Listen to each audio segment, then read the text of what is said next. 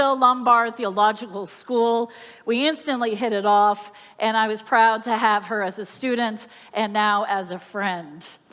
She has gone on after graduation in 2018 to serve congregations in Ohio and in California.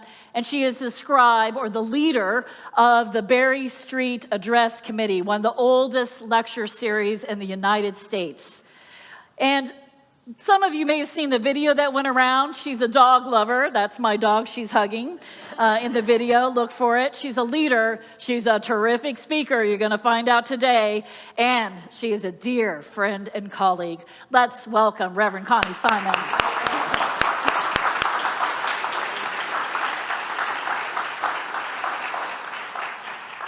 And I'm joined up here in the chancel this morning by our senior minister, the Reverend Dr. Marlon Lavenhar, our affiliate minister, the Reverend Gerald Davis, and online, for our online community, we have our dear Reverend Randy Lewis, our assistant minister, with them this morning. We are so excited to be with you in worship this morning on this beautiful day, and a special welcome to our online viewers everywhere, members from around the world this morning. We are so glad you have joined us today. Now, if you're on Facebook or Zoom, you can drop your prayer request and for joys and sorrows in the chat, so we may light candles and hold space for you during our time this morning.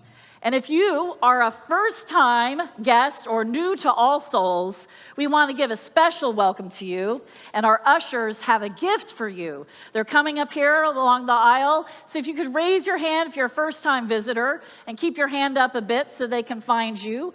We have a special gift for you this morning. All right, raise those hands, keep them up. All right, we have some identification happening.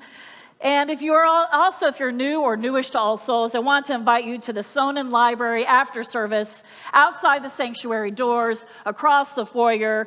Join us in the library for some light refreshments, a chance to meet our Welcoming Soul team. They want to meet you. They want to answer your questions, talk about the history, talk about our programs. It's a great way in a smaller venue to connect with others.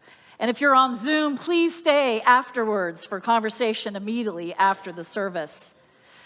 Oh my goodness, it is good to be back with you all. Let's join and rise in body and spirit as I invite Gerald Davis to come and give us our invocation and get us going with our covenant. Reverend.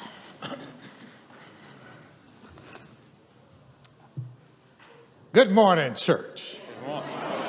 This is indeed a day that God has made. Let us then rejoice in it and be glad. And let us count our many blessings. We are grateful for the capacity to see, hear, feel, and understand. We are grateful for the incredible gift of life, and we are especially grateful for the ties of love that bind us together, giving dignity, meaning, worth, and joy to all our days. Please join me in our covenant. Love is the spirit of this church, and service is its law. This is our great covenant, to dwell together in peace, to seek the truth in love, and to help one another. Well, welcome to All Souls, where we love beyond belief.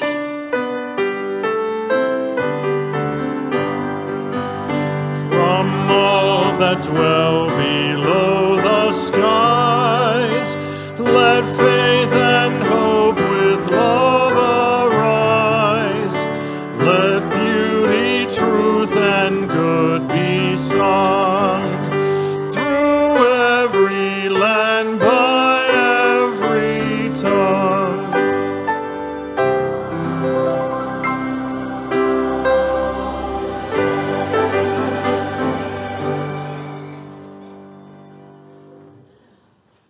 And as our chalice lighters come forward, let's take a moment to greet our neighbors.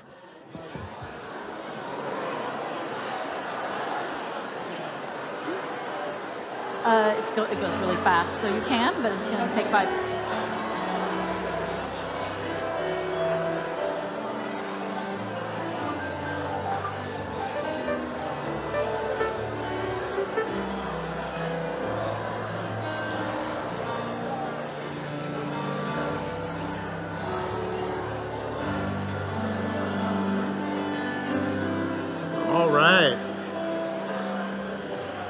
All right, well, keep that warm greeting going. After the service, we'll have refreshments in Emerson Hall. I hope you'll continue the conversations and meet some new people. Right now, I'd like to introduce our chalice lighters. It's the Johnson family, Miranda and Stephen, and their children, RJ and Caitlin. Miranda is the vice chair of our children and youth choir, which we're going to hear from later today for their board. And RJ is in our 9th grade coming of age class. He's going to be standing in this pulpit delivering his credo this spring. And of course, Caitlin, as you can see, is one of our wonderful singers from our youth choir, who you'll hear from Children's choir, later. but almost. Our children's choir, almost a youth choir. She looks like a youth, doesn't she?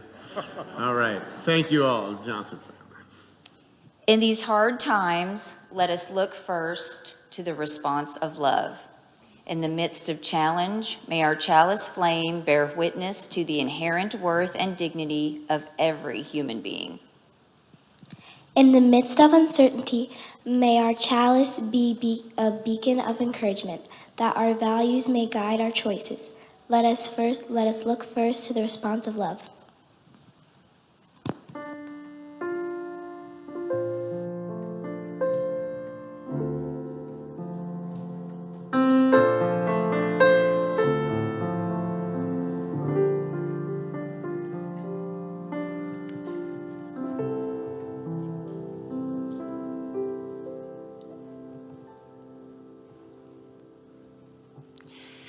Good morning.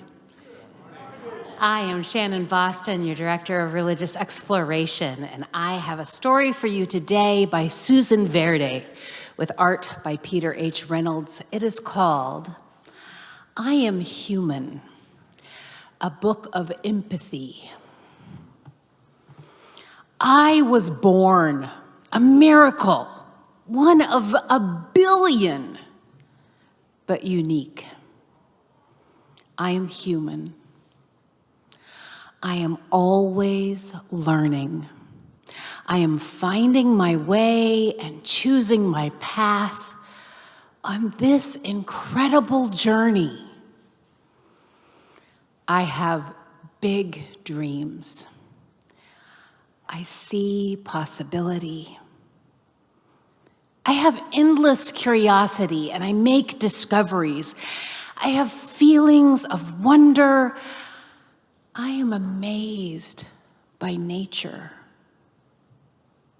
I have a playful side. I find joy in friendships.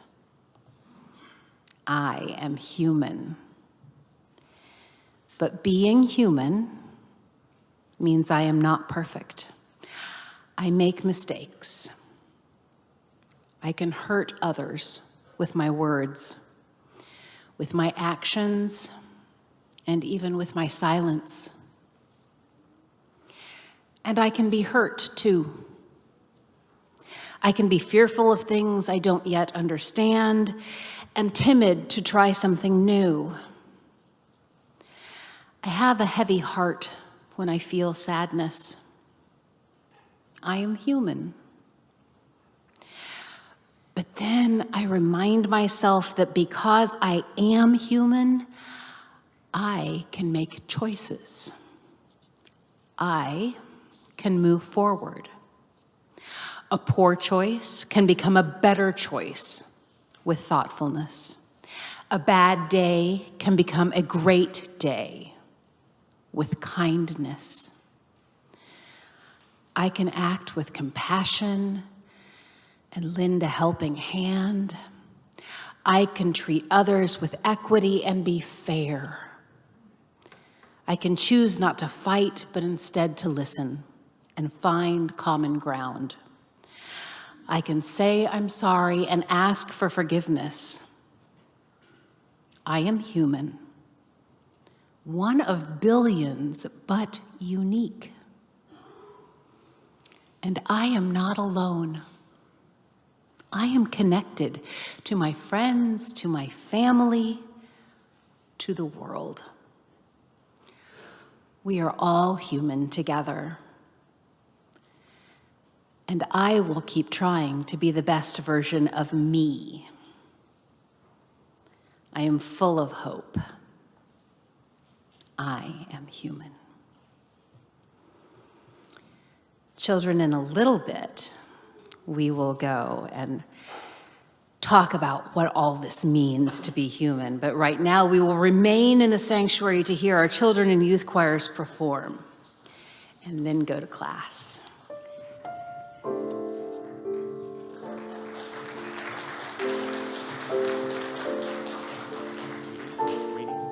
Reading now.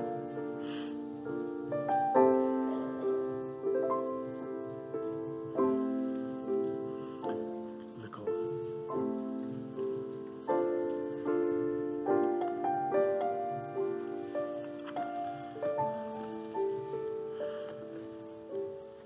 We have a reading this morning. It's actually, if you want to follow along, it's number 565 in the back of the hymnal. The title is Prophets, and it is written by one of our Universalist forebearers, Reverend Clinton Lee Scott. Always, it's easier to pay homage to prophets than to heed the direction of their vision. It is easier blindly to venerate the saints than to learn the human quality of their sainthood. It's easier to glorify the heroes of the race than To give weight to their example. to worship the wise is much easier than to profit by their wisdom. Great leaders are honored not by adulation, but by sharing their insights and values. Grandchildren of those who stoned the prophet sometimes gather up the stones to build the prophet's monument. Always, it is easier to pay homage to prophets than it is to heed the direction of their vision. Here ends our reading.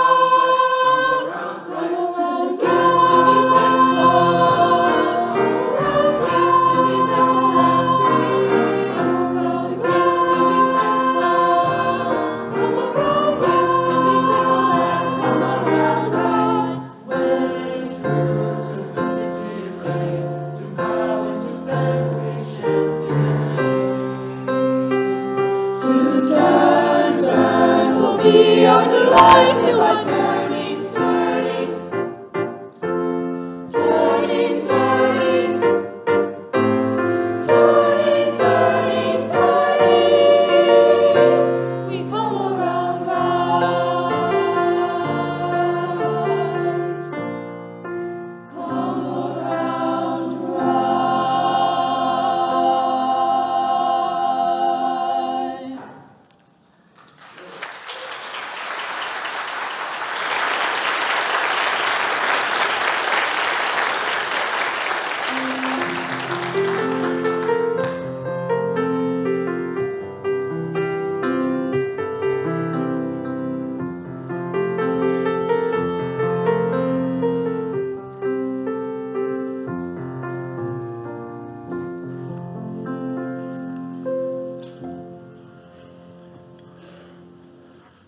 One of the simple gifts of life is being able to share with each other the joys and the sorrows and the various passages of life together. We want to light candles this morning for one for member Emily Dunsing, whose niece is in the hospital, so we're thinking about her and her family. Also member Julie Tattershaw as she cares for her 89-year-old mother. And member Judy Anderson and her husband Ed as they deal with the recent diagnosis. And we're lighting a candle for Colin and Jenny Bent and their family on the death of Colin's brother in Jamaica yesterday at age 71, Philip Bent. Light a candle for our guest preacher, Dr. Connie Simons. We're so glad to have you with us. And she got some news that a member of her congregation of family is struggling with the loss of a young child who they are in searching for. So we light a candle for that family, lifting them up in this time of fear and scared family right now. We're also lighting a candle for those who had been those who lost their lives in the aviation accidents that happened throughout this week. We're thinking about all the different people who were impacted by that event and the loss of loved ones and family members. We light a candle of joy for the fact that the fires in Los Angeles seem to be contained. A thank you to everybody who gave as we collected for the Emergency Relief Fund a couple of weeks ago.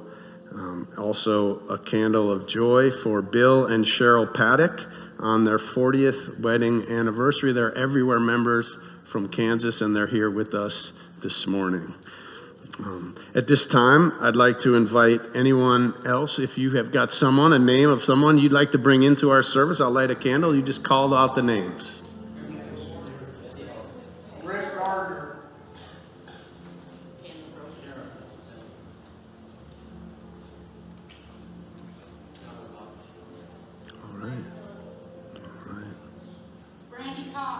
All right. Any more? Beautiful. Thank you. All these wonderful lights representing lots of love from our congregation to one another and to our wider world. At this time, if you're in the first year of the death of a loved one and you're honoring that and mourning that life, or if this Sunday is the closest to the anniversary of the death of a loved one in your life, we invite you to stand in honor of your loved one.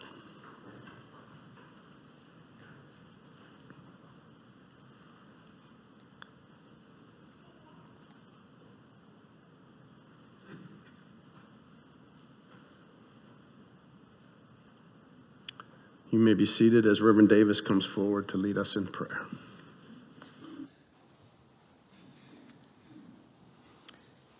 Hear now this prayer. O gracious God, Spirit of life and love, we are gathered in this holy place, filled with the opportunities that you provide us. We sometimes feel that we are alone. We sometimes feel that no one understands us. But we know that in this place, we are filled with a spirit that says yes, yes to life. We know you are the source of our strength, the strength of our life. And so because we know this, we feel it. And as we feel it, we act it. So keep us moving in a direction that says yes to life, that says yes to the possibilities that will give us what we need in order to be a better person and a better place. Gracious God, we are praying this morning for all those names that were lifted up. We're praying this morning for the child back in River Roads Church who is no longer with her family, but folks are searching for her. May that child be found, and may that church bless itself for being the kind of place that says, yes, we can. Gracious God, in this time, with all of our injuries, whether it's spirit or whether it's physical, we are praying that you understand if you have these aches in your heart or in your body, that you are not alone, that the source moves through you and makes us feel that, yes, we can be better. Gracious God, we are praying this prayer because we know that all things are possible through you and in your holy name. Amen. Blessed be. Ashe, may it be so. When I breathe in, I breathe in peace. When I breathe out, I breathe out love. Sing it with me now. When I breathe in, I breathe in God. When I breathe out, I breathe out love. When I breathe in, when I breathe, take it in, yeah. I breathe in peace. When I breathe out, I breathe out love. When I breathe in, when I breathe in, oh, I breathe in peace. When I breathe out, I love your voices. Come on. I breathe out. When I breathe in, when I breathe in, oh, I breathe in peace. When I breathe out,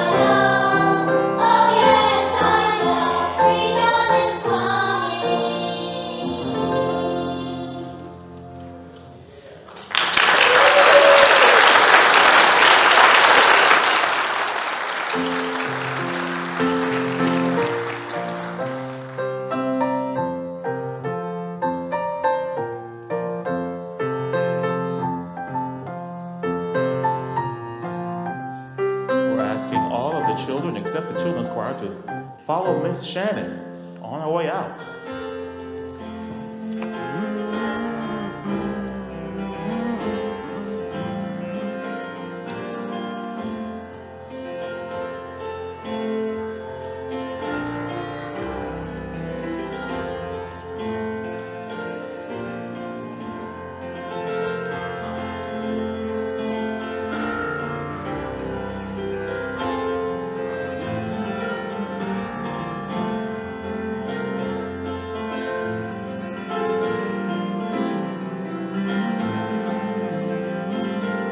Let's welcome again Reverend Connie Simon, everybody.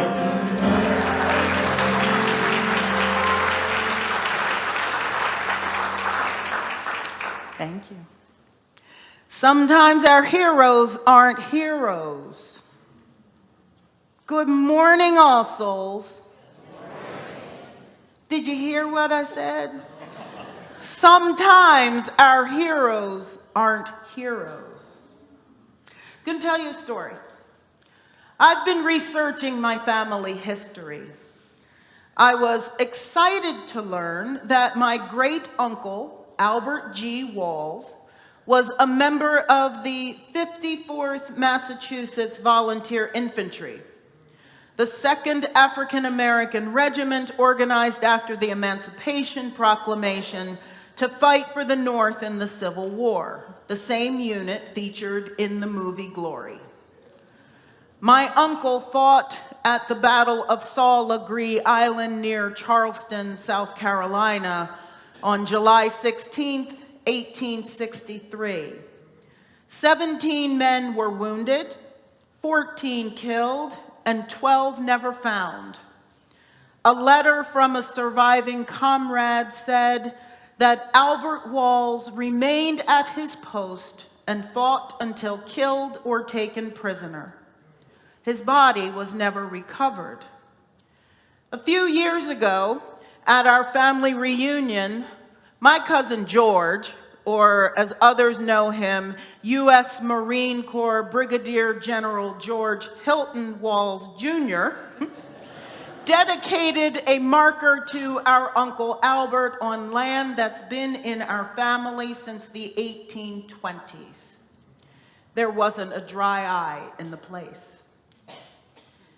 That same year, I learned about Uncle Albert on my mom's side of the family. I also learned about my great-great-grandfather on my dad's side. His name was Weary Clyburn, and I actually learned about him through a story on NPR. He was either the first or second black man from North Carolina to earn a Confederate pension. He spent time with the South Carolina 12th Volunteer Unit. His pension application says, at Hilton Head, while under fire of the enemy, he carried his master out of the field of fire on his shoulder, and that he performed personal service for Robert E. Lee. The story goes that he had been enslaved, he was enslaved, I know that, and ran away with his best friend, who was white and the son of his master. His daughter, my great-aunt Mary Clyburn Rice, then became a proud member of the United Daughters of the Confederacy. Not just any member, but what they call a real daughter of the Confederacy, meaning that she was the daughter of a soldier. Her daughters also joined the organization, and they are proud members to this day. Whew. This was a hard story for me to learn. I was excited about Uncle Albert, but I didn't quite know what to do with Grandpa Weary, especially after I learned that his connection with the Confederacy wasn't just a wartime thing. He had a Confederate uniform, which he often wore after the war, and he was buried in Confederate gray. At the 50th anniversary of the Battle of Gettysburg, he was known to have played his fiddle for the surviving members and assembled guests. From my vantage point, the Confederacy isn't necessarily a good thing, as you can quite imagine. Yet this man was my second great-grandfather. I guess sometimes our heroes aren't heroes. Now, maybe hearing of my family makes this feel a little bit too far removed for you. So let's bring it in just a little bit closer. Let's talk about the Reverend Samuel Atkins Elliott, who became the secretary of the American Unitarian Association in 1898. He came to the association at a time when it was in organizational and financial disarray. He gave himself the title of president in 1900 and set about the work of consolidating and bringing together the National Council of Unitarian Churches and the American Unitarian Association into one cohesive organization of member churches with a revamped governance model. Cynthia Grant Tucker, an author, describes him as the consummate executive who put the loosely run movement on a sound financial footing. Many historians believe that without Elliott, the association might not have survived. And maybe we wouldn't be here today. He brought wealthy, prominent Unitarians to the board to help get it back on solid financial footing. Under his watch, we got General Assembly, increased public advocacy, ministerial credentialing, a comprehensive Sunday school curriculum, and moved the association into its longtime headquarters at 25 Beacon Street in Boston. He was known for visiting churches all over the country. Amazing man, right? And he voted against women's suffrage, and he opposed women in the pulpit.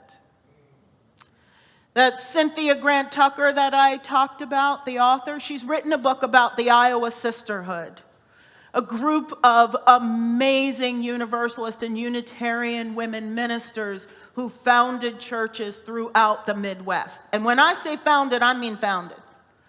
They did not need mortgages. They did not need any of that. They raised the money. They built the churches. They staffed the churches. They ran training programs for the community. These women were amazing. Samuel wouldn't visit them. He ignored them. He thought women were, quote, poor professional risks, being creatures designed for private life and supportive roles. He said that women could never be preachers or heroes, but as homemakers, we could evangelize to souls within our short reach and fill a lifetime with small and kindly acts. Isn't that nice? And he didn't think much better of people of color. He didn't believe that blacks were intellectually capable of understanding Unitarianism. He wrote, "The lower classes, Negro and Chinese and various half-breeds, are more nearly brutes than anything I have ever known." Harsh, huh? But he got better. His opinions softened over time, so that by 1930, he merely found us entertaining. Speaking about the black people that he encountered during a trip to Florida, he said, "As to the darkies, I can't get enough of them. Such happy-go-lucky, merry, shiftless rascals as they all are. I never get tired of listening to them. I've seen a good deal of them, for they work best with a white man bossing them all the while, and I have had that duty several times." Yeah. Another difficult story. This man saved Unitarianism, yet would not have supported my ministry. Sometimes our heroes aren't heroes. Now, before you start thinking, I'm glad we don't have that issue here in Tulsa. All I'm going to say is Richard Lloyd Jones. So we idolize these people. We build them up into something larger than life. We put them on a pedestal. We do this with all kinds of people, with athletes, entertainers, politicians, and ministers. We create an image in our minds that is based only on a portion of that person's existence. For some of us, the thought of a hero brings to mind like a comic book superstar, right? Batman, Superman, Wonder Woman, or for me, Black Panther. Superhuman creatures that can stop speeding bullets and reverse the spin of the earth. We know this isn't realistic. These people exist only in mythical fantasy worlds. They're heroes, but they're not real. The more traditional definition of a hero is someone who is admired or idealized for their courage, outstanding achievements, or noble qualities. Maybe you think of Winston Churchill, or Theodore Roosevelt, or Maya Angelou. These are some of my heroes. People who, through their courage, through their genius, transformed my world. Heroes stand up for what is right and just. They're willing to make the ultimate sacrifice, to give their lives for what they believe in. Reverend Dr. Martin Luther King Jr. fits that bill. Heroes are people of great talent. They have a superior innate ability and that special mindset that makes them better than everyone else. Not more valuable people, but better at what they do than anyone else. Roger Federer or Serena Williams in tennis. Pavarotti, Beyonce, Prince. Artists, athletes, and authors, and others who are just way better at what they do than everyone else. Heroes do things that are brave and daring for the good of humanity. Firefighters and police officers and soldiers who risk their lives every day to protect us. I think of the people who have been fighting the fires in California, running toward danger rather than away from it. They are heroes. And heroes are people who overcome tragedy, who hurdle huge obstacles and beat the odds to achieve success. The child raised in poverty who manages to make it through a poor public school and get a college scholarship. The adult who holds down 3 jobs while taking care of kids and going to school at night. Heroes are people who are fighting the good fight just to survive. The disenfranchised folks who walk hundreds of miles to reach our southern border and what they think will be freedom in the United States. The cancer patient enduring round after round of chemotherapy. The people who are fighting the good fight just to survive. They are heroes. Sometimes Our heroes are fighting the good fight, and it's not as dramatic a way. Think about this: the volunteer who never misses a shift, the parent who always makes sure that the kids have food to eat, clothes to wear, books to read, a roof over their heads, and a kiss goodnight. These are heroes. But just because you're a hero doesn't mean you're always perfect or always right. My Uncle James died fighting for the freedom of my Grandpa Weary, the same man who was remarkably committed to the Confederacy that wanted to keep him enslaved. Thomas Jefferson was a so-called founding father of this country. He was so-called. He was also a slave owner who fathered children with a woman he had enslaved.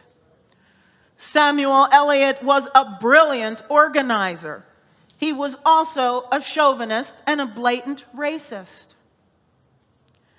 Richard Lloyd Jones was the editor and publisher of the Tulsa Tribune, the son of Jenkins Lloyd Jones, co-founder of this very congregation.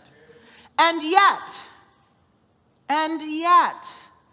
published in his paper that the KKK of Tulsa has promised to do things in the American way, who sensationalized the headline, "Nab Negro for attacking girl in an elevator," that led to one of the darkest moments in this city's history.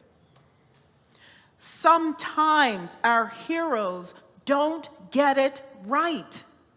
Sometimes our heroes can be selfish, cowardly, uninformed. Sometimes our heroes can be just plain wrong. No matter how strong, how brave, how talented, how daring, or how perfect we want them to be, sometimes our heroes aren't heroes.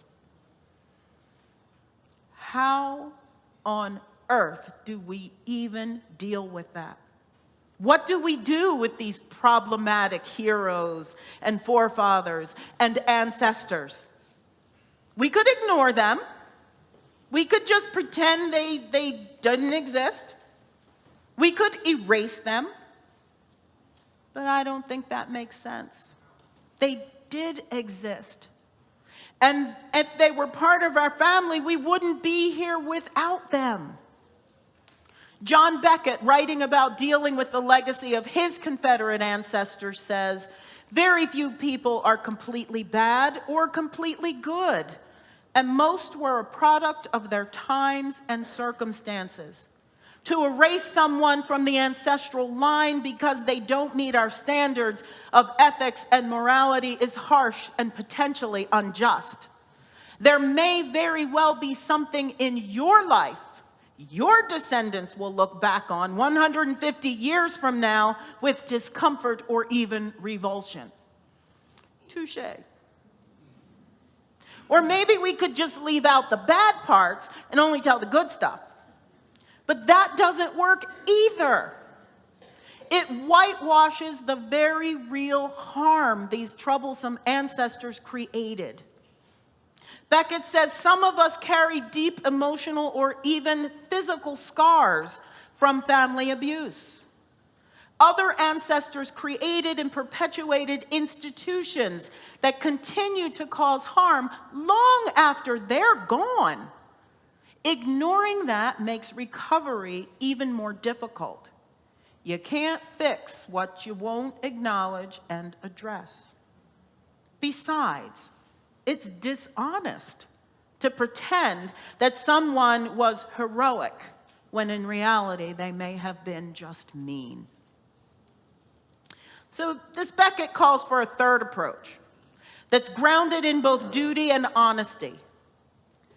It calls us to honor our troublesome ancestors for the things they did well and the things that benefit us today.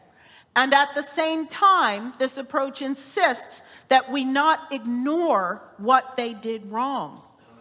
If they hurt us, our first obligation is to recover from that wound. And if the wound is too deep, If the wound is too fresh, we may only be able to offer them the most perfunctory veneration. And that's okay. That's okay. If they hurt others, our obligation is to make it right, to discontinue the hurtful practices and begin new ones, to disempower and dismantle the harmful institutions. In doing so, we begin to repair the damage they caused and make it possible to eventually offer them veneration that is both full and honest. We can do this. We can do this, y'all. But it will require that we change our way of looking at things. We can't just see one side of our heroes. We need to stop looking at each other and at our history as either all good or all bad. We have to start seeing it in its glorious shades of complexity. Nigerian novelist Chimamanda Adichie writes that a single story perpetuated by those in power can become a dominant story. She urges us to seek a more varied, more complex set of stories. We need to start looking for and listening to those multiple stories if we ever hope to reach greater understanding of our history and our ancestors.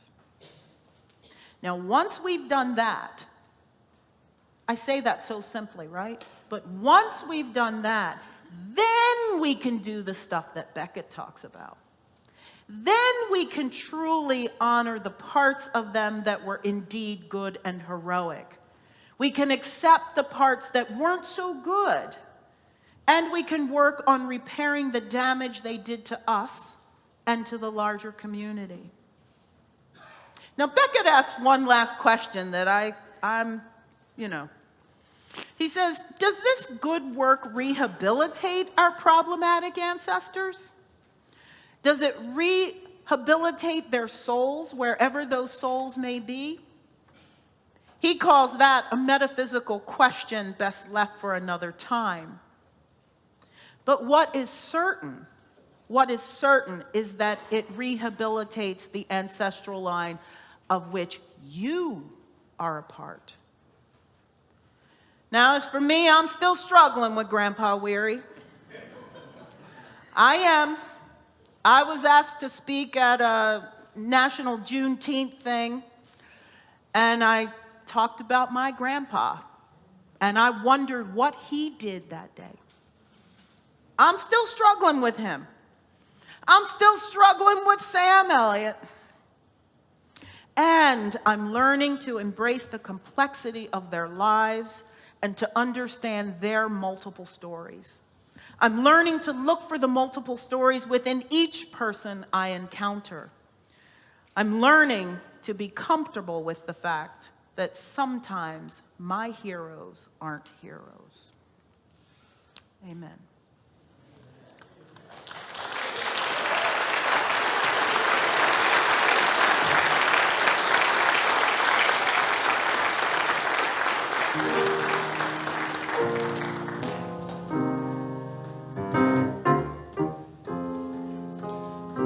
In your hymnal is a wonderful hymn called One More Step.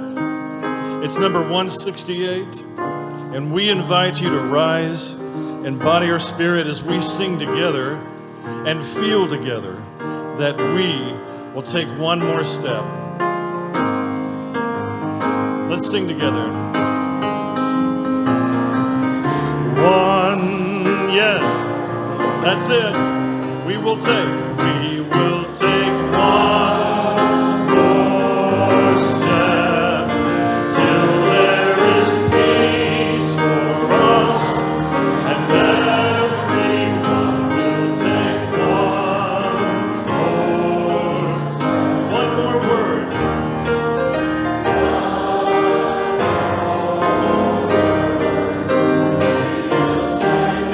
That's it. Till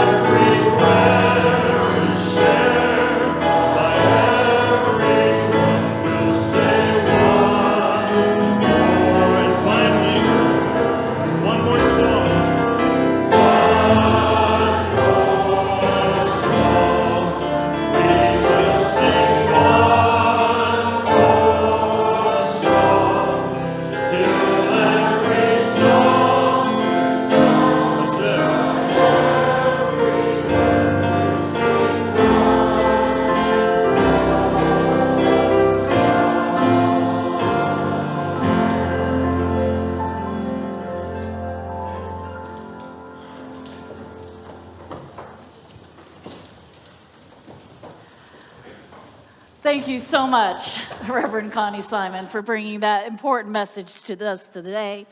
And thank you to our choirs, bringing our youth and children's choir. It's an important Sunday. I am bringing with joy our announcements this morning. You know I do every Sunday when I'm here. One of our traditions is to give our plate away to an organization in our community that's doing good works worldwide. And we do this as a practice of living our values of love and service. This week's offering goes to the Tulsa Metropolitan Ministry.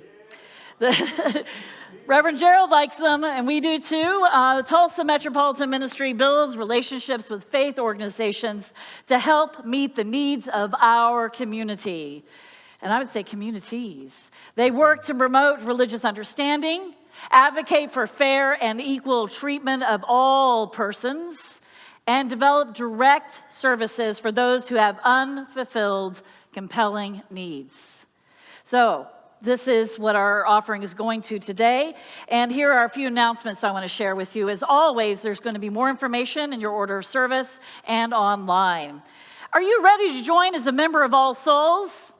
Some of you are. I hope so, because I'm going to hope to meet you up in room 203 today after the second service at 12:45. In room 203, you can join and learn more about All Souls. I'll be up there to meet with you. This afternoon at 1:30, we have Reverend Gerald Davis for All Souls Reads. This book discussion explores the human condition when encountering and overcoming oppressive circumstances. February selection is The Briar Club by Kate Quinn. Got to say that. Pre-reading the book is not required. Wow, we just discussed. Okay, I love it. I love it. That's great. Next Sunday, I am super excited. It is New Member Recognition Sunday. That's next Sunday. We're going to celebrate our newest members in both services. And then on Sunday, February 16th, we're going to have another special guest with us, the Reverend Mary Catherine Mourn. She's from the Unitarian Universalist Service Committee. This is an organization that helps people worldwide. They do amazing work. It is justice-centered. It aligns with what we're doing, and it's going to be a powerful moment when she shares the good news of the ways that our values are being lived out in the world and how you can be a part of that and what the service committee does. Now, today, you might be busy. I know it's a beautiful day, but there is an opportunity, a special opportunity today at 4 o'clock at Grace Lutheran Church, a free lecture. It's the 38th annual Knippa Lecture, and we're going to be welcoming the Reverend Dr. Jonathan Lee Walton. Now, that name may not be familiar. He's president of Princeton Theological Seminary, my alma mater.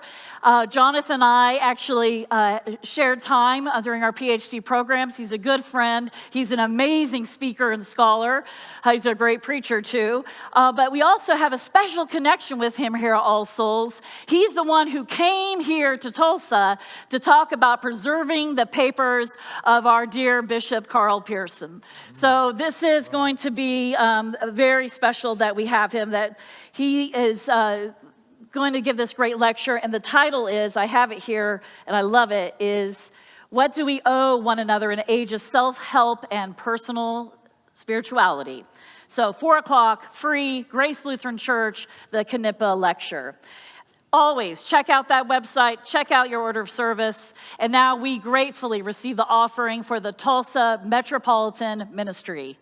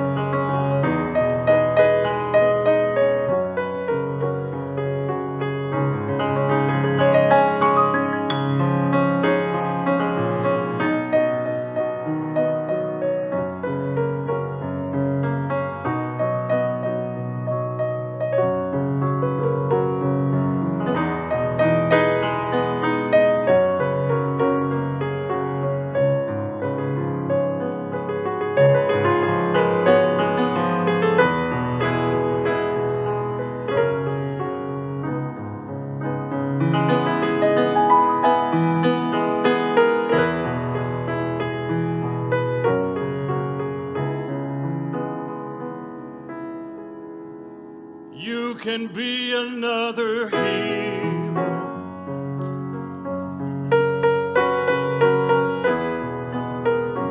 You even know this song? Sing, Rick.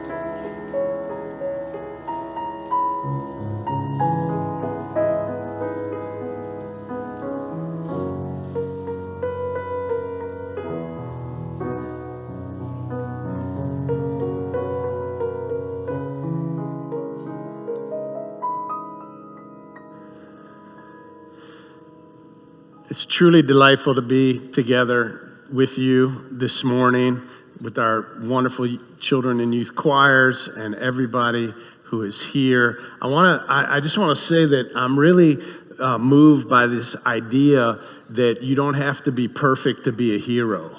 You know, all of us have the potential to be heroes in different people's lives and in the world around us, even if we're not perfect in every way. You know, this is a Unitarian Universalist congregation, and this message was so deeply universalist for me to hear, that even some of those who we feel ashamed of, who've broken our hearts, who've broken our world in different ways, we still don't cast them out. We still look for ways, even when it's hard, to find a way to draw our circle wide enough to love everybody. Love and forgiveness, two of the most important things. I think for me, I come here every week to learn how to love and to receive love, and part of that is to learn how to forgive and open my heart to those who it's not easy to open our hearts to. What a beautiful message.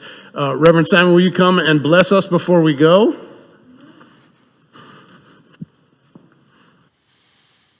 Spirit of life and love, creator of all, great mystery. As we prepare to leave this space, remind us all that we are all human, that we are stardust and earth and water and sky and all of the things woven into beautifully complex stories.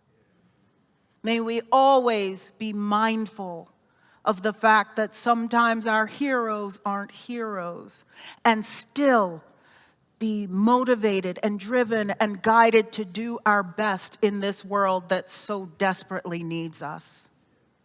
So please, with all my love, with all my heart, my blessing to you, my wish for you all is that you go and be blessed, and that you be a blessing in the world. Amen. Amen.